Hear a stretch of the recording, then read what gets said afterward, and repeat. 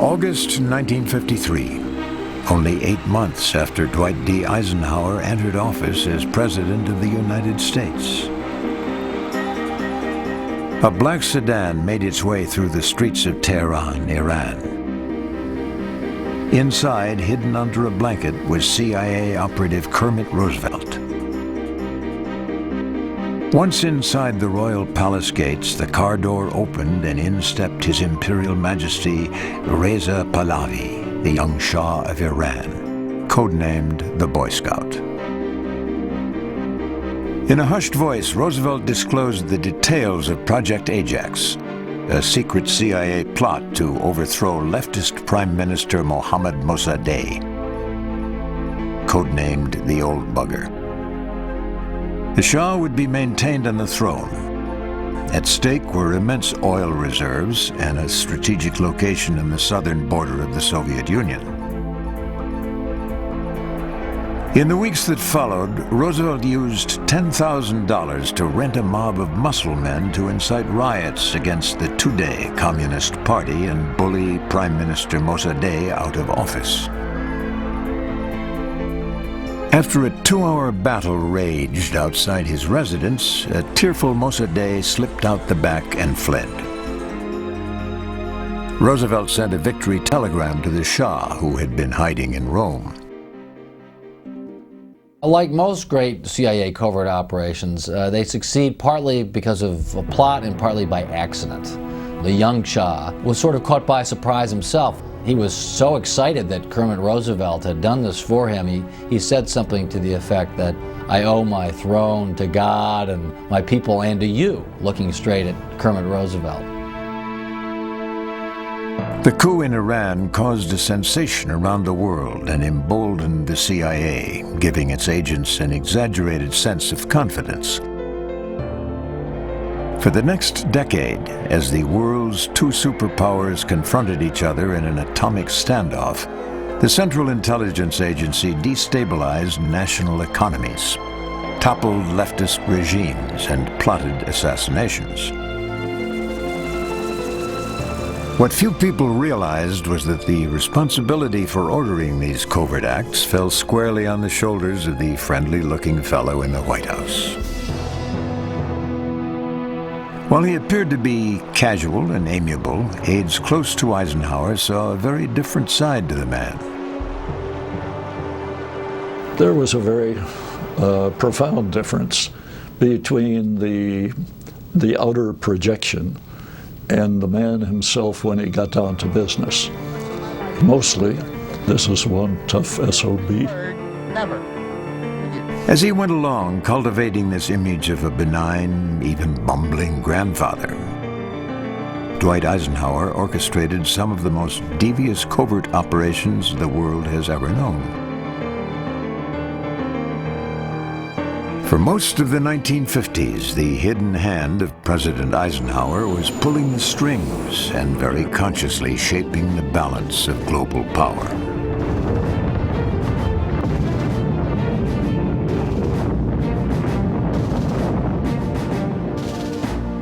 Dwight David Eisenhower was born to Ida and David Eisenhower in 1890 and raised in the frontier town of Abilene, Kansas.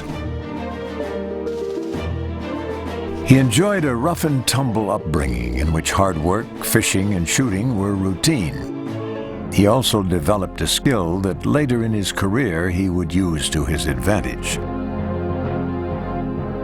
He was a person with a basically shrewd cast of mind who, as a teenager, had learned poker from some backwoods Abilene hobo, and he was just very good at calculating, figuring the odds, and at bluffing.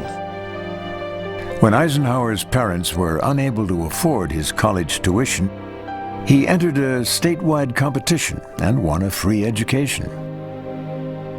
His boyhood nickname, Ike, would follow him all the way to West Point.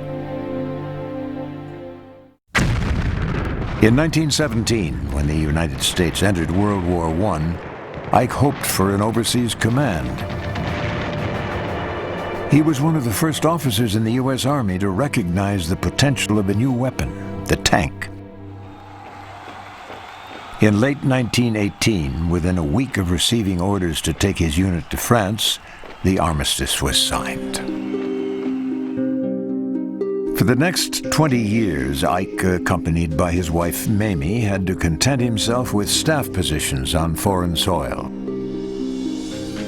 In Panama, where he became an aficionado of military history under General Fox Connors, and in the Philippines, where he struggled to live up to the expectations of the sometimes difficult General Douglas MacArthur.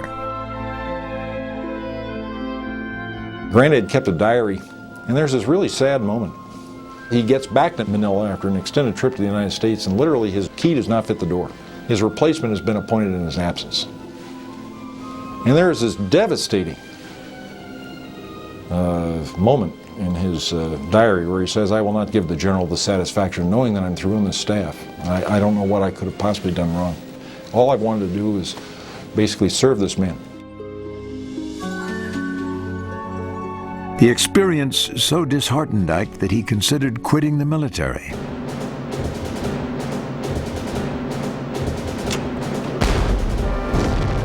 At the outbreak of World War II, Ike, already 51 years old and still only a lieutenant colonel, was assigned staff duty under General George Marshall. Ike so impressed his boss with his organizational skills that after the surprise attack on Pearl Harbor, Marshall named him Supreme Commander of the Allied Forces, leapfrogging him over 366 more senior candidates. In June of 1942, Ike left for England to assume his new post. His first exposure to the secret tactics of war occurred during his visit to Chequers, the weekend retreat of Prime Minister Winston Churchill. As Churchill filled Ike in on the hidden weapons the Allies were using to fight Hitler, including Bletchley Park, where the Brits were already decrypting the German secret military codes, it was obvious that the American general was completely naive when it came to the uses of intelligence. In this regard, he was not unlike many Americans of his generation, who had been taught to believe that gentlemen did not read each other's mail. When Ike was placed at the head of Operation Torch, the secret invasion of North Africa, he was so taken with British code-breaking abilities that he based his strategy for the battle at Kasserine Pass on decrypted messages from the German general staff. Unfortunately, what he had no way of knowing was that General Erwin Rommel, the Desert Fox, would disobey the orders of his superiors. Despite the failure at Kasserine Pass, the codebreakers at Bletchley Park proved to be Ike's most effective spies because they allowed him to penetrate German military intelligence planning. This was essential as Ike began to develop the most critical campaign of the war, Overlord, the secret cross-channel invasion of occupied France. Ike knew that he had to trick the Germans into thinking that the landing would take place at a location other than Normandy, where it was planned. In order to do this, double agents leaked information detailing a false invasion operation and backed it up with Project Fortitude, which created a fictitious U.S. Army group, commanded by General George Patton. Ike was proving himself to be a quick study in the art of deception.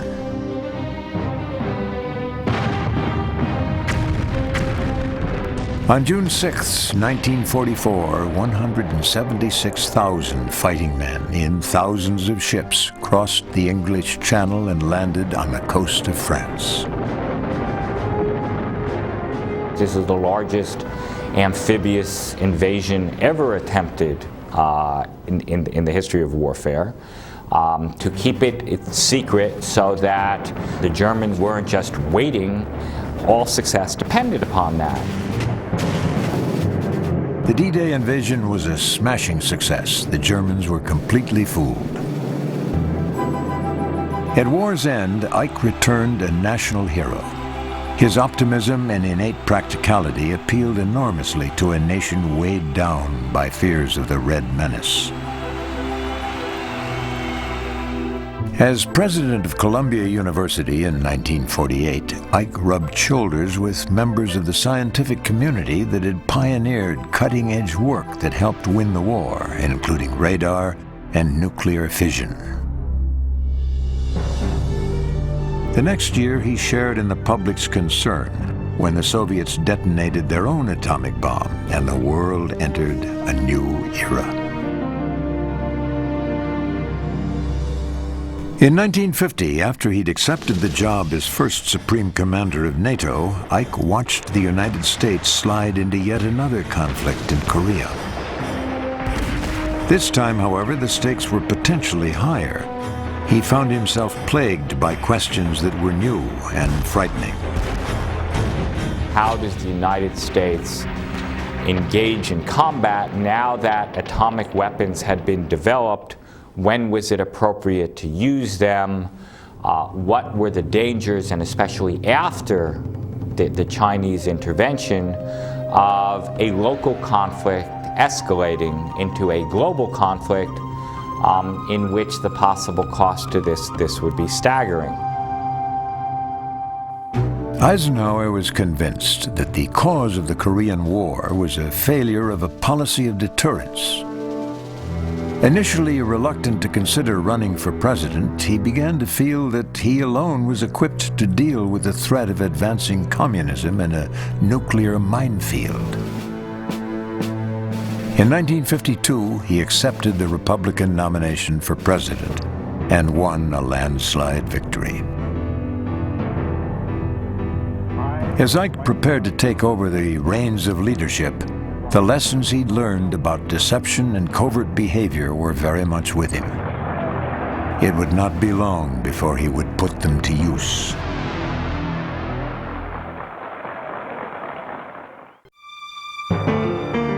After his election, Dwight Eisenhower's first order of business was to bring an end to the Korean War. In December of 1952, he traveled to Korea to gather additional intelligence, but a solution still eluded him. During the initial months of his administration, various strategic options were weighed, including the use of atomic weapons. According to associates, Ike asked the Indian Prime Minister Jawaharlal Nehru to carry the threat of an atomic strike on Korea to the Russians. Whether the message was ever relayed is unclear, but shortly thereafter an armistice was concluded. As far as Eisenhower was concerned, the United States and the Soviets were engaged in a winner-take-all struggle, and the world hung in the balance. He was, however, acutely aware of the danger and cost of massing a conventional military force. He saw the CIA as another, perhaps more efficient means to tip that balance. Shortly after taking office, Ike's newly appointed director of the CIA, Allen Dulles, alerted him that a communist takeover was imminent in Guatemala. Jacobo Arbenz, the democratically elected president, had recently instituted a land reform program, expropriating foreign-owned property and returning it to the peasants. This policy enraged the powerful U.S.-owned United Fruit Company, which until then had controlled 40% of all arable land in Guatemala. The fruit company boasted powerful friends in the U.S. administration, including both Allen Dulles and his brother John Foster Dulles, now Secretary of State, both of whom had worked as lawyers for United Fruit. Flushed with the success of their coup in Iran, the CIA presented Ike with a plan to overthrow the Arbenz government. It entailed training a small group of mercenaries on a base in Honduras, to be led by the local folk hero Castillo Armas. Soon CIA airplanes were buzzing Guatemala, dropping small bombs. When Arbenz appealed to Moscow for help, Eisenhower ordered a naval blockade. The CIA delivered the final coup de grace by broadcasting over the radio that an invasion force was on its way to Guatemala. Fearful that Eisenhower was about to send in the Marines, Jacobo Arbenz fled to Switzerland. It was sort of anti-communism on the cheap, and by doing it secretly, they could use dirty tricks, and hopefully nobody would find out. On the surface, the United States still operated under the good neighbor policy, which meant non-intervention in the internal affairs of other countries in the Western Hemisphere. You're not a very good neighbor if you go around overthrowing governments.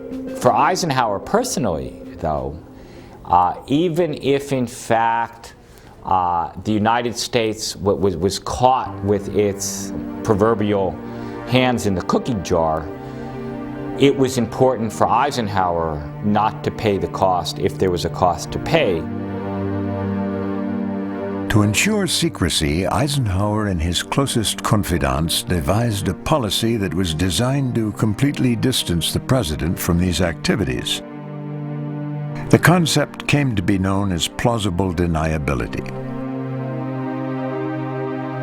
The whole notion was that heads of state needed to be able to do dastardly things without getting caught doing them.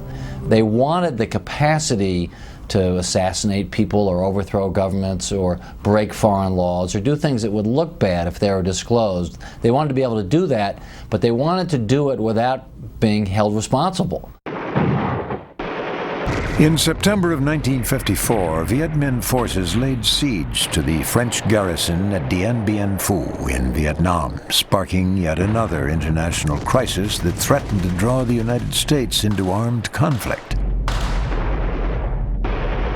Eisenhower was well aware that if the French were to lose Dien Bien Phu, they would lose their last foothold in Indochina, and the entire region would fall into communist hands. To the American public, Eisenhower did little to address the issues at hand. There is the famous press conference in which his aides warn him not to say anything about a very tense international crisis.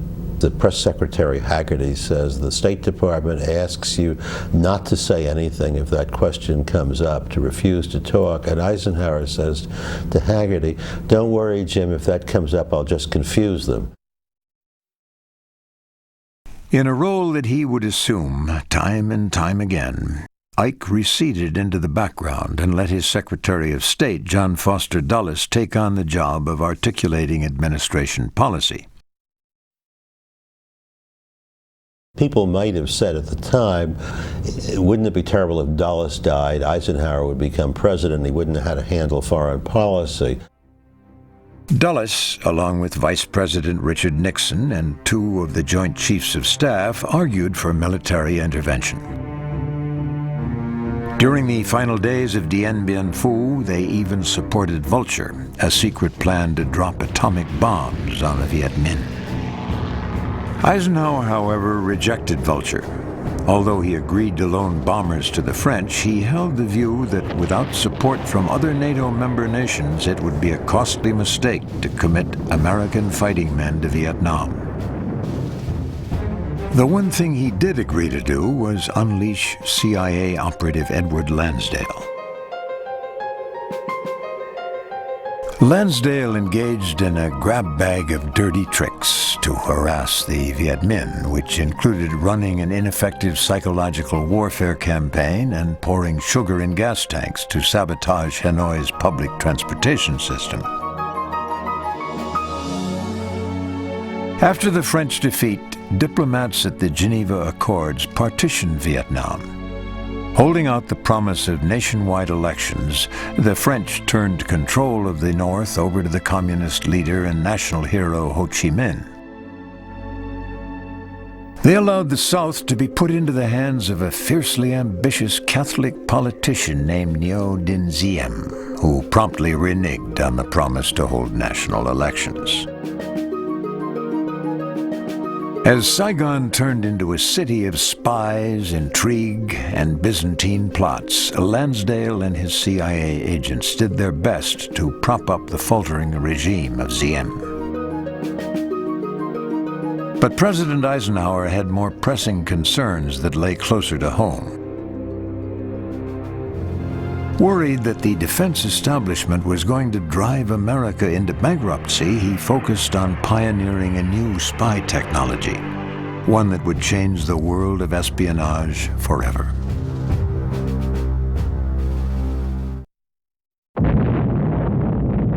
For President Eisenhower and others of his generation, the primary fear was a nuclear strike by the Soviet Union, hitting the U.S. as suddenly as Pearl Harbor. This fear was heightened early in 1954 when the Soviets began testing for their own thermonuclear bomb. Later that spring, intelligence officers on the rooftop of the American embassy in Moscow photographed a new intercontinental bomber called the Bison. It was clear that the Soviets possessed a delivery system that could carry a nuclear warhead all the way to America. An arms race was underway. And while President Eisenhower believed that inside information was the best deterrent, his military advisors thought otherwise. Claiming that national security was at stake, they pushed hard for more weapons funding. The best way to counter this momentum was to gather better intelligence, to know what your enemy is doing and therefore respond appropriately. If you don't know what your enemy is doing, you tend to plan based on worst-case scenarios, and this could be incredibly expensive. It also, by the way, might frighten your adversary. Eisenhower wanted an early warning on any mobilization of Soviet planes or troops. But the CIA was unable to penetrate the Iron Curtain to set up spy networks inside Russian territory. On the basis of his World War II experience, Ike suggested a different approach. Something which we now take for granted in the world was pioneered by Eisenhower, and this is the notion that you have a capacity to gather intelligence from the air.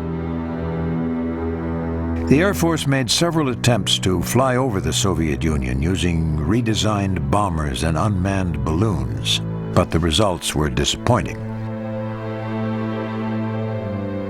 From his days as president of Columbia University, Ike knew to turn to the scientific community for help. He set up the Surprise Attack Panel, which included James Killian, the president of MIT, and Edwin Land, the inventor of the Polaroid camera. Edwin Land knew that cameras were available that made high-altitude precision photography possible. Believing that a good picture was worth 1,000 spies, the panel began casting about for a way to overfly the Soviet Union. On the day before Thanksgiving, 1954, Killian, Land, and Allen Dulles slipped into the White House for a clandestine meeting with President Eisenhower.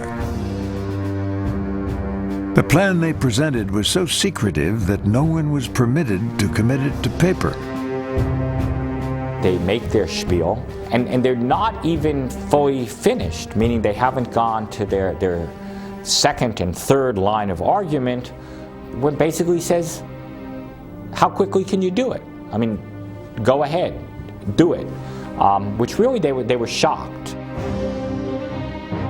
The plan called for the construction of a single-engine spy plane that could soar as high as 70,000 feet, out of the reach of radar detection. Eisenhower's only restriction was that he did not want uniformed pilots violating Soviet airspace.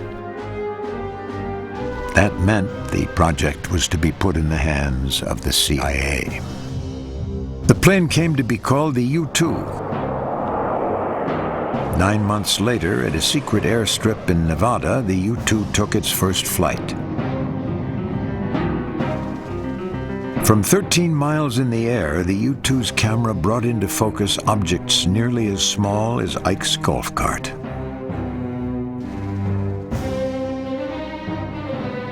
In July of 1955, armed with the foreknowledge of the U-2, Eisenhower traveled to Geneva to attend his first conference with the Soviets.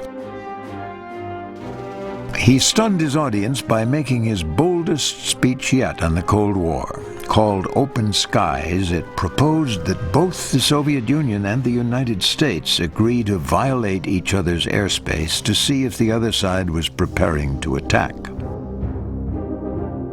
Ike hoped that the mere presentation of Open Skies would take some of the danger out of Cold War confrontation. The Russians, however, were not receptive. When we went for tea after the session broke up, it was Khrushchev who came walking up to Eisenhower, and he said, "Niet, niet, niet. This is unacceptable. You are trying to look into our bedrooms." Eisenhower had no intention of holding his spy plane back. In early June of 1956, Ike gave permission for the U-2 to overfly the Soviet Union. Unbeknownst to the CIA, Russian radar immediately tracked the flight. Within days, Khrushchev issued a firm diplomatic protest. But because the U-2 was a civilian plane, Eisenhower was able to honestly respond that the U.S. Air Force had not violated Soviet airspace. Every morning, in principle, whenever I could catch him, which was most of the time, I gave him an intelligence update of the overnight intelligence from the CIA, from the State Department, and from the Defense Department. So he was clued in on intelligence just about as thoroughly as anybody could be. Over the next 2 years, U-2 photos revealed that the Soviets did not have the numbers of Bison bombers that military planners had estimated. As a result, Eisenhower was able to drastically cut back on defense spending. While the U-2 helped stabilize the relationship between the two superpowers, the information it provided could never be shared with the American public. As a result, Eisenhower was oddly paralyzed. What he knew, ordinary citizens could not know. It would not be long before the American people would begin to wonder whether the president was turning soft.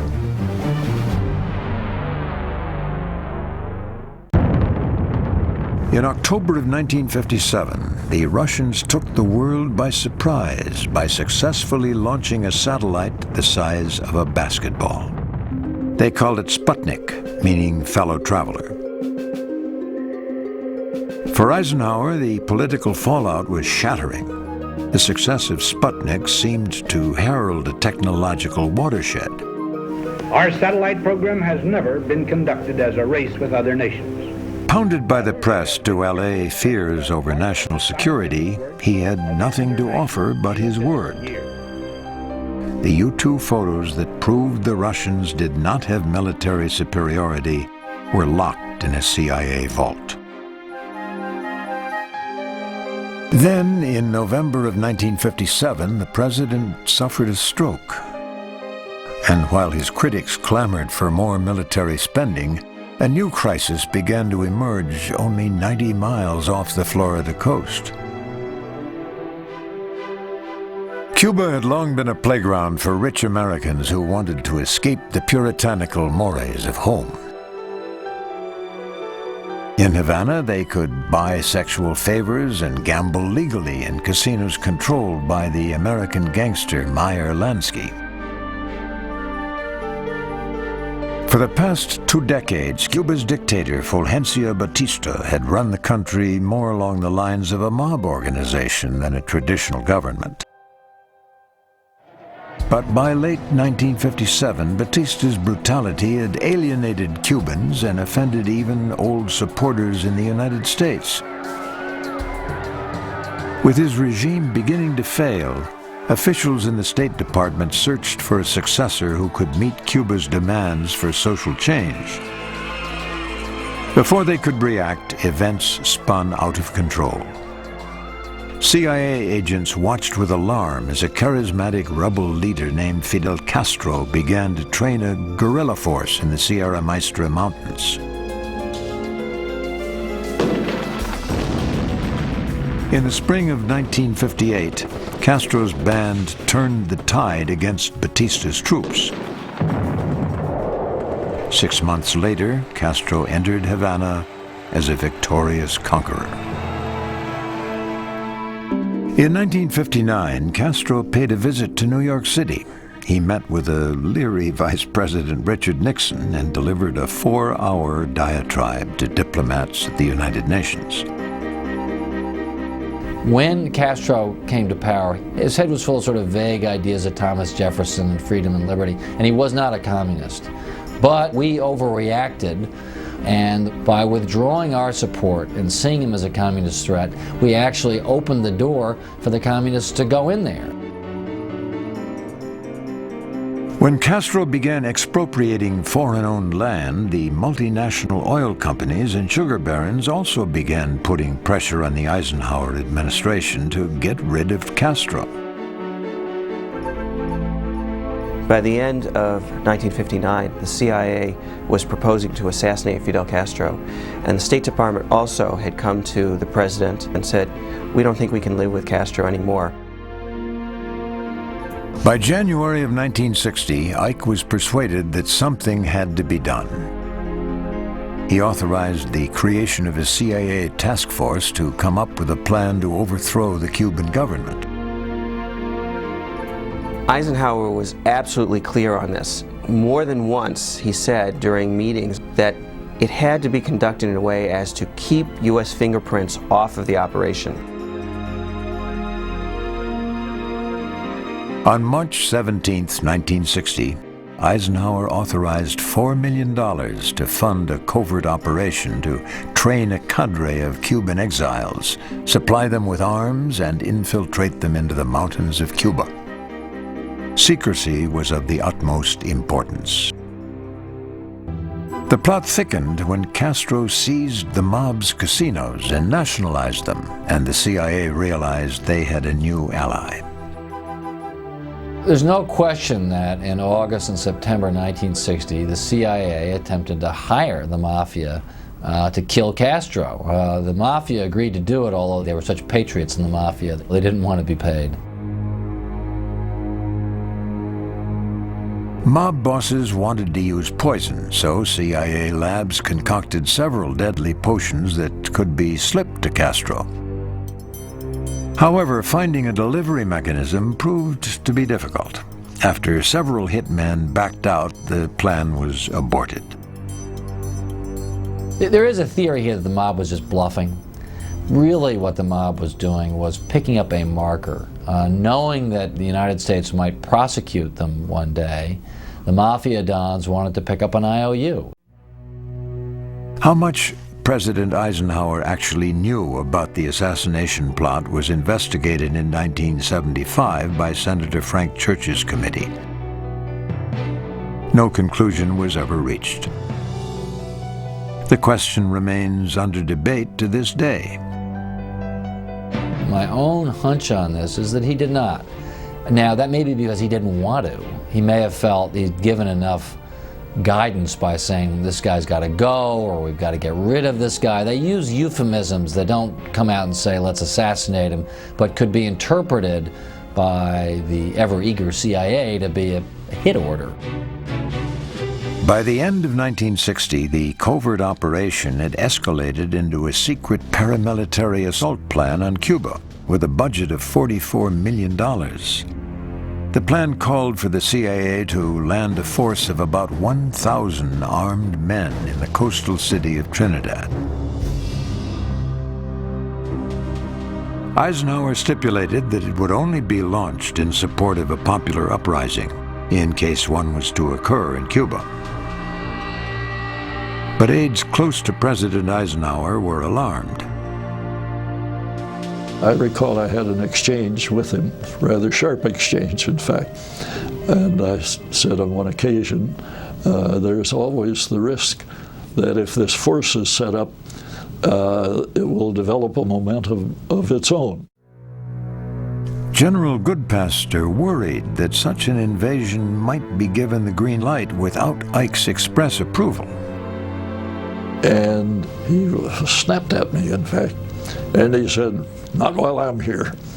And I said, "Well, sir, that's just the problem. You're not going to be here much longer."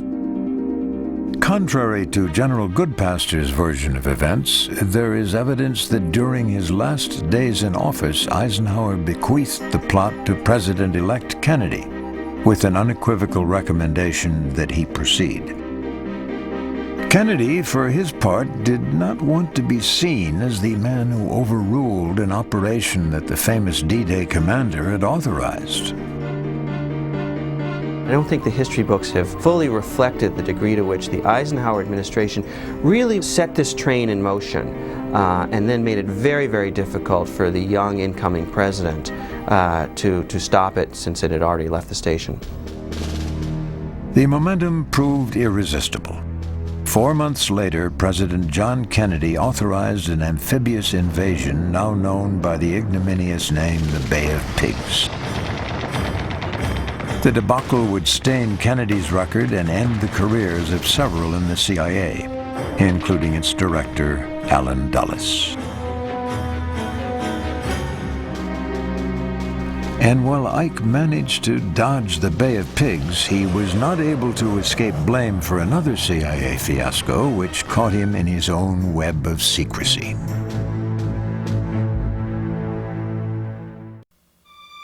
During his presidency, Dwight D. Eisenhower, the famous general, wanted to be remembered more as a man of peace than a man of war.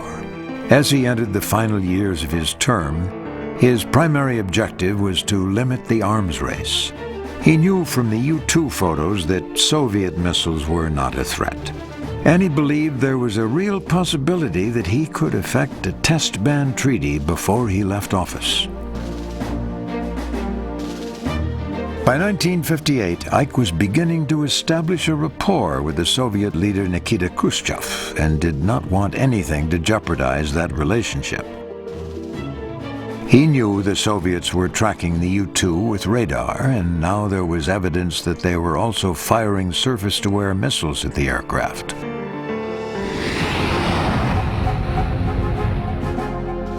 In 1959, Ike invited Khrushchev to America for a 10-day visit. He wanted the volatile Russian to see the town where he was born and to understand that Americans also knew the value of hard work.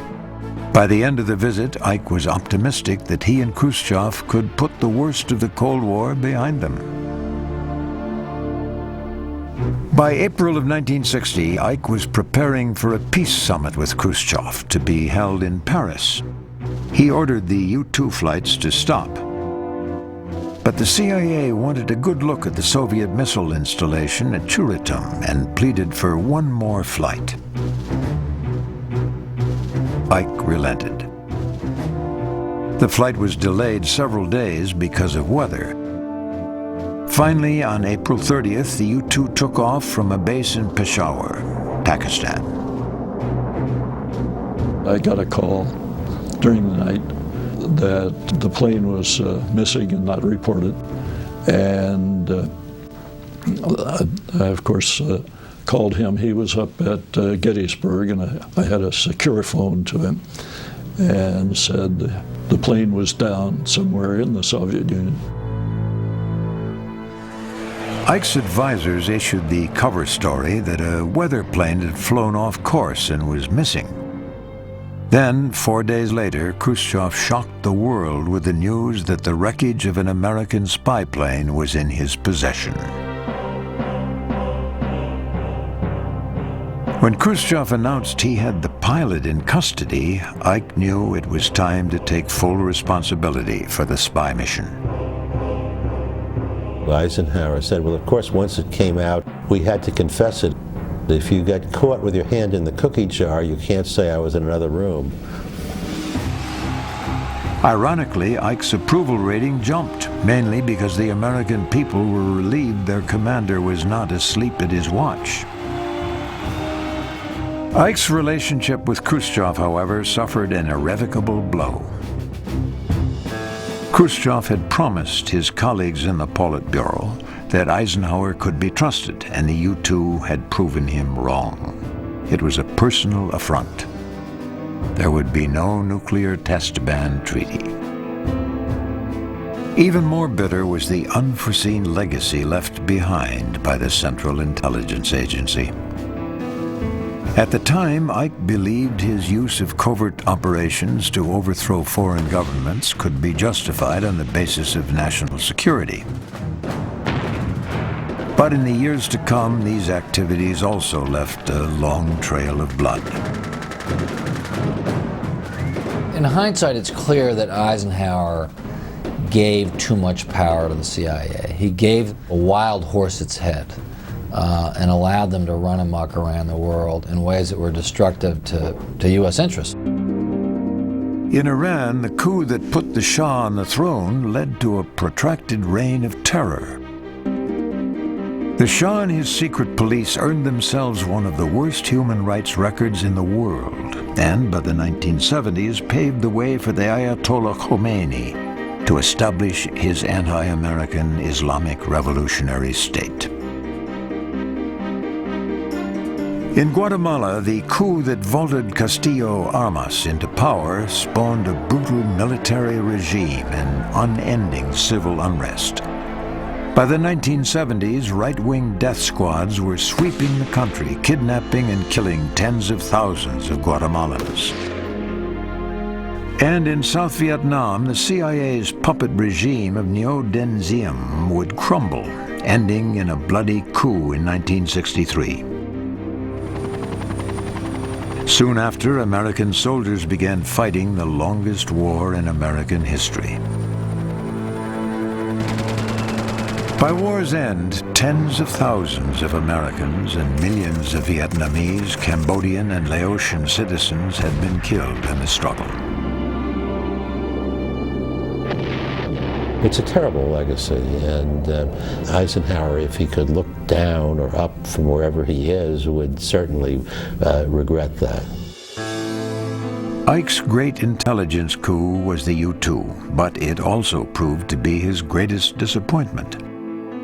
The secret plane that did so much to ensure world peace put an end to his hopes for nuclear disarmament and dashed his dream of leaving a lasting legacy of peace.